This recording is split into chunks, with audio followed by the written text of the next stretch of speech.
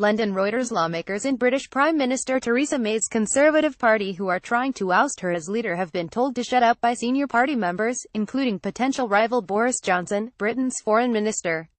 Others in the party warned that the uncertainty over May was damaging Brexit negotiations with the European Union. May on Friday said she would remain as leader after a former Conservative chairman said he had garnered the support of 30 lawmakers who wanted her to quit. It followed a disastrous speech at the party's conference earlier this week, when a persistent cough left May barely able to deliver her message, and a snap election in June in which May lost her party's majority in Parliament. Senior figures have rallied round May, but the open rebellion coincides with crucial talks with the European Union just 18 months before Britain is due to leave. Johnson, who is widely considered to be the most serious challenger for leadership of the Conservatives if May were to resign, called for unity, according to media reports.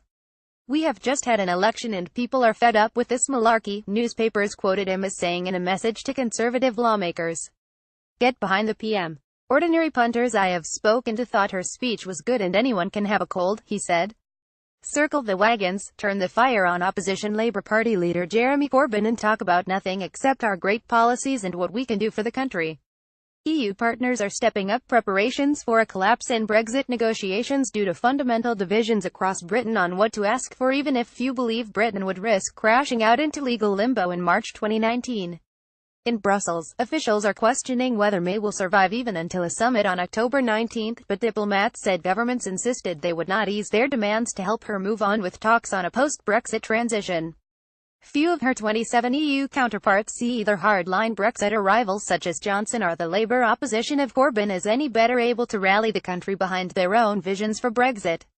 The number 10 cat is let in through the front door of Britain. Prime Minister Theresa May's residence at 10 Downing Street in London, Britain, October 5, 2017.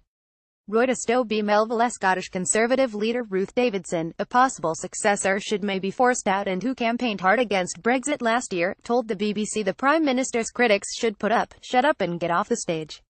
"I would tell my party to get its house in order, get together, knuckle down, and make sure that our first commitment, last commitment and only commitment is to the country," she said.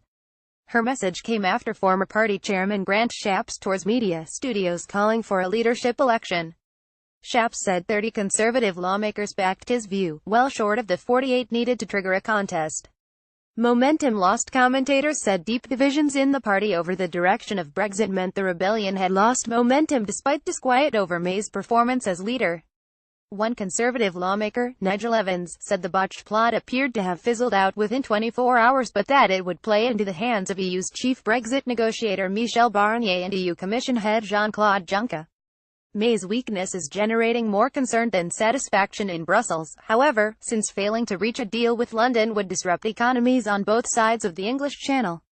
Barnier's team starts a new week of talks with British negotiators on Monday, though expectations are very low of a breakthrough that could prompt leaders to open the way in the following week for talks on a post-Brexit free trade deal, something London insists should be a priority for both sides. Underscoring a hard line among governments, including heavyweights such as Germany and France, that Britain must do more to settle immediate divorce issues, such as paying Brussels tens of billions of euros, before opening a new phase of talks. Envoys told Barnier on Friday they opposed starting even a tentative exploration of transitional arrangements. Negotiators have suggested that, with time tight, it could be useful to explore some of the immediate problems that will come up on March 30, 2019, when Britain is out. However, leaders could still agree to let Barnier look at some transition issues, depending on next week's negotiating round, diplomats said. Adding to low expectations, however, the schedule for talks is thinner than previous rounds, with no public meeting planned at the start between Barnier and Brexit Secretary David Davis and no negotiations taking place at all on Wednesday. For now, European leaders can do little more than watch and speculate about May's ability to govern. "Who knows if we will still have an interlocutor at the summit," one official said. Additional reporting by Alistair MacDonald in Brussels and William Schomburg in London. Editing by Jeremy Gaunt and Alison Williams. Or Standards. The Thomson Reuters Trust Principles.